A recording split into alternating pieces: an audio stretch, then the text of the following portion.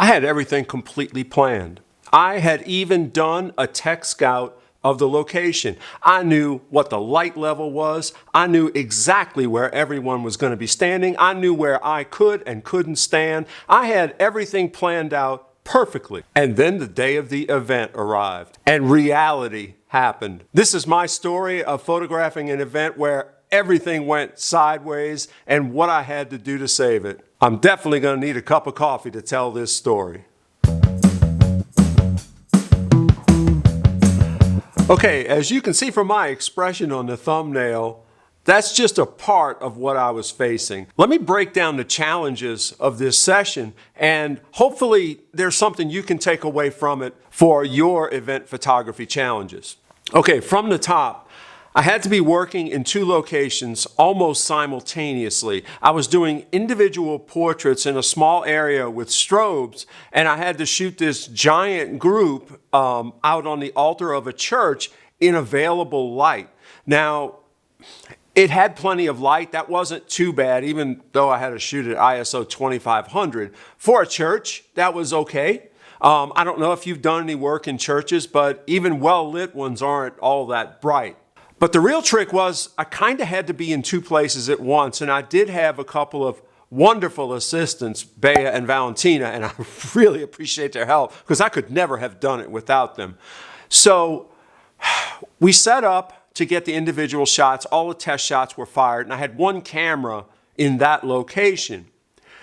I used two cameras because I couldn't physically change all the settings quick enough to be running back and forth. So for the group shot, I was using this old dinosaur, my 5D Mark III, and I was using the 17 to 40 wide angle lens because it was an enormous area that was being covered.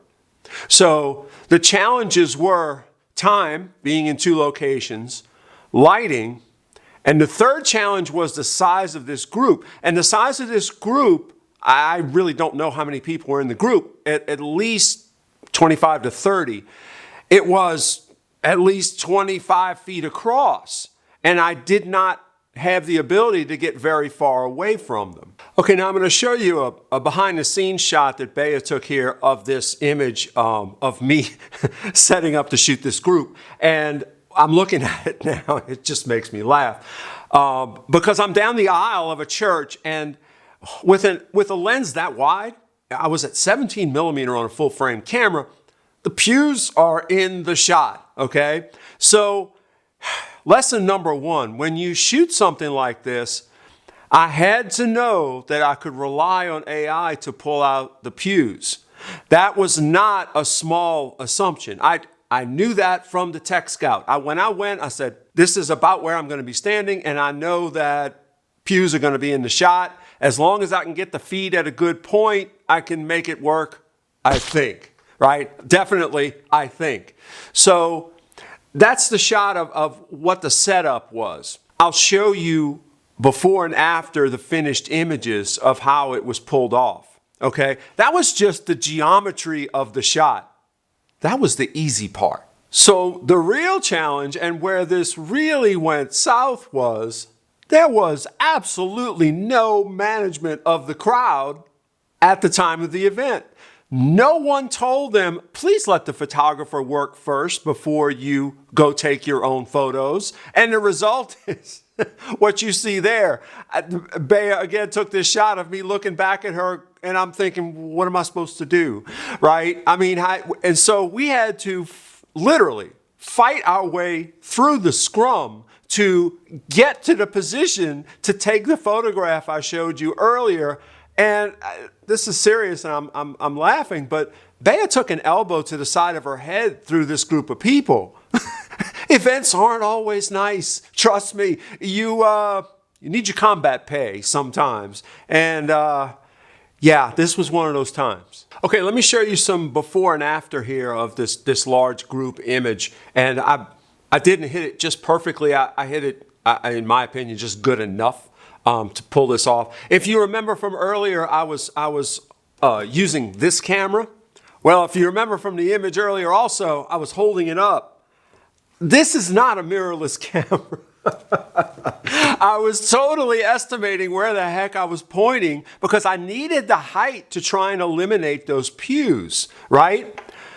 Lesson learned, I probably would have done the cameras differently in terms of which one I did for what, because this camera would have worked fine for the group shots. It wasn't complicated.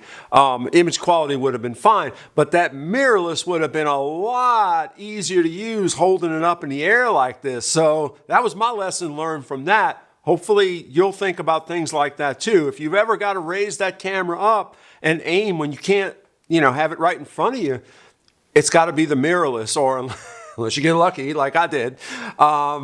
So the other thing here I'm looking is I barely got the pews low enough for the AI to remove out of the image without causing some serious issues. But I'm pleased with the result.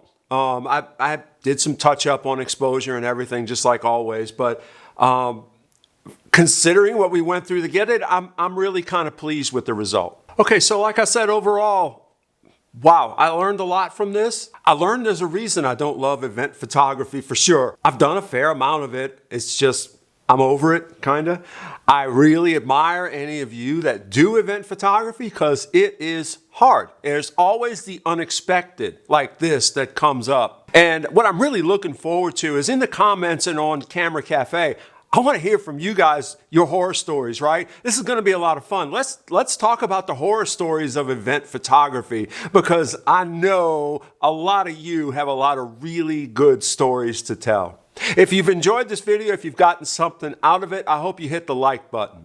Until the next video, cheers.